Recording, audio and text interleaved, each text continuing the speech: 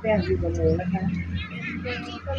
อันนี้50จ้าโอ้ทั้งหลังนี่50ทั้งหน้า100ผู้ใดมาจอยมาว่าไหมหลายอันนี้มันเฮ็ด ๆ อีหยัง เฮ็ดแกง แกงเฮ็ดละงู เป็นเฮ็ดคนโกงเฮ็ด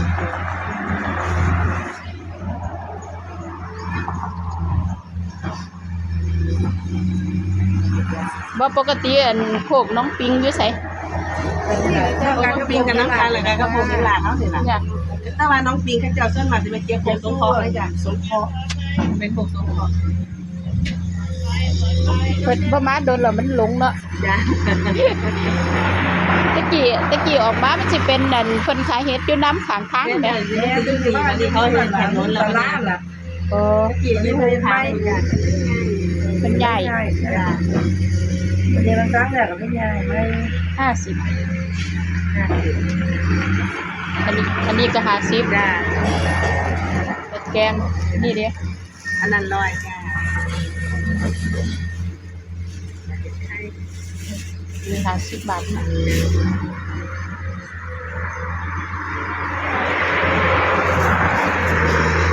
เป็นคน แม่นได้แบบพริกดิบไปหุ่นพริกดิบกินแบบแกงไม่ต้ ของเงินเพิ่นเซล กินก็กันคนแซ่บนะ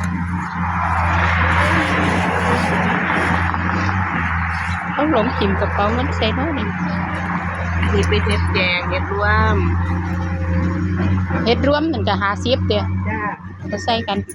เอาบ่กินหน่อยไปสุดด้วยกันนั่นได้คนละถุงกันเนาะ จ้ะ แซ่บ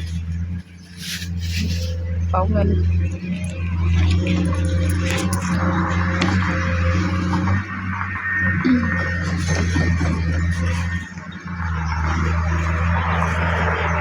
แต่ผู้เฒ่าแกง แกงดีเฮ็ดต้นกบเป็นซุปแซ่บที่จ่ายเฮ็ดต้นกบเลยซุปใส่ เอาซุปใส่กันอีก จ้าซุปใส่กัน มันว่าอยู่ว่า นะครับใส่กัน มันเฮ็ดกันโอ้โห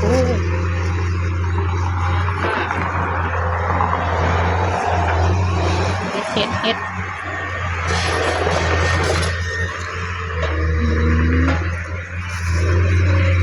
เดี๋ยว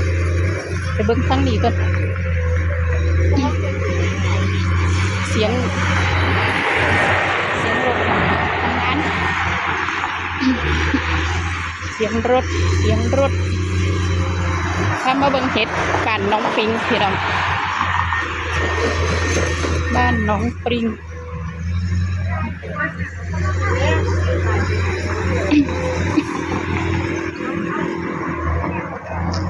โอ้ยอันนี้มีเห็ดปวกพร้อมอันนี้มีเห็ดปวกพร้อมต้นจีนูนก็มีจีนูนจักบาทเลย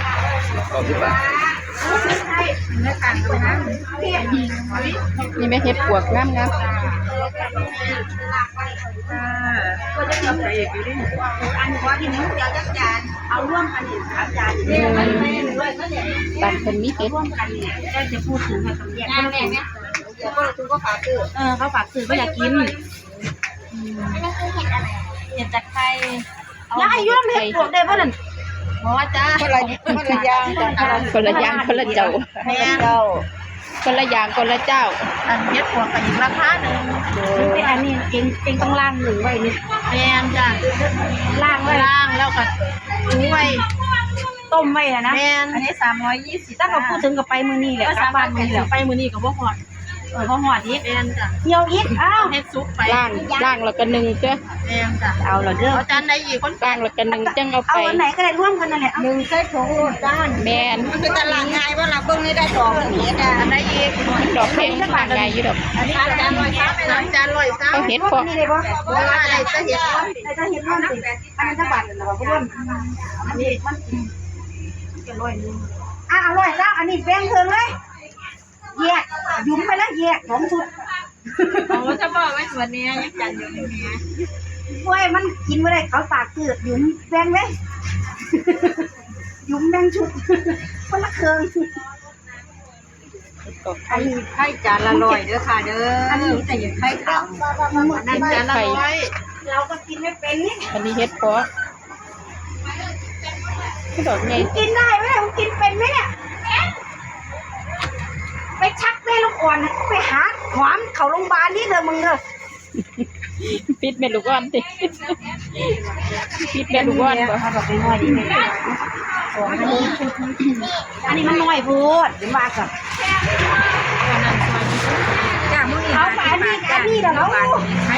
าน วายหลายแล้ว 2อัน100เป็นไข่อันเดียว100นึง2อัน100 รวยนึงกับรวยนึงนี่แหละกินแล้วท่าน บาน50 บาท อันนี้เขาฝากซื้อ โอ้เห็ดปวก ขวด200กับ100จ้า โอ้โห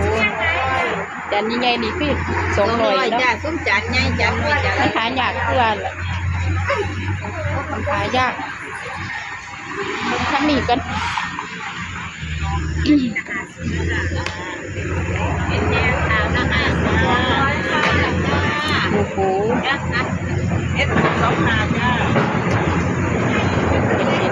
เห็ดละโงก เฮ็ดกับป้าจ้าเฮ็ดข้าวเป็นแซ่บข้าวใหญ่มันอยู่กับนี้นะจ้าเทียบกับนี้นี่ๆๆ พอกันเอาเห็ดผมไหมเห็ดผมถุงละ100ผักติ๋วกันนี้ผักติ๋วกำเท่าไรคะ 5 บาทจ้า สัก2 กำได้ค่ะ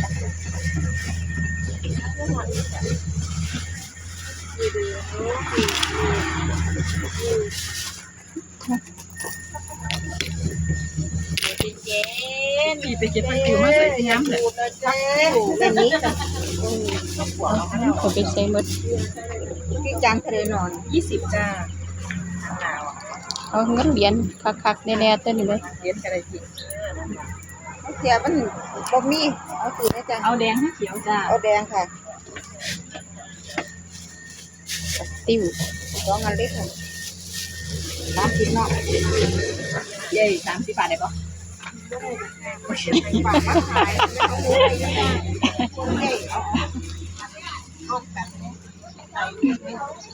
โอ้เห็ดเพาะ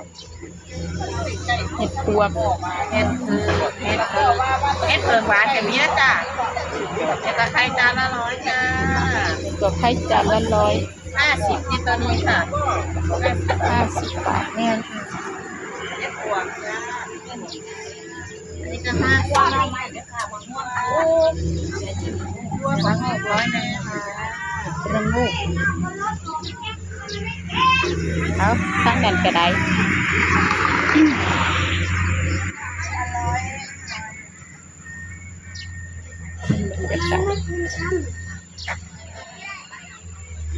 ไปเร็วๆครับไปเร็วๆครับ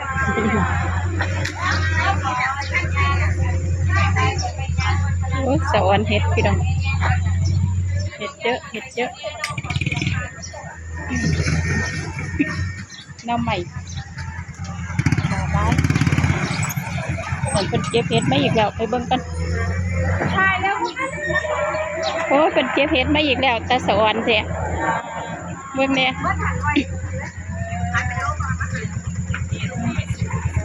นี่แม่เห็ด จ้า เก็บมาใหม่ มาวันทันเนี่ย รวยหนึ่งซื้อเลยนี่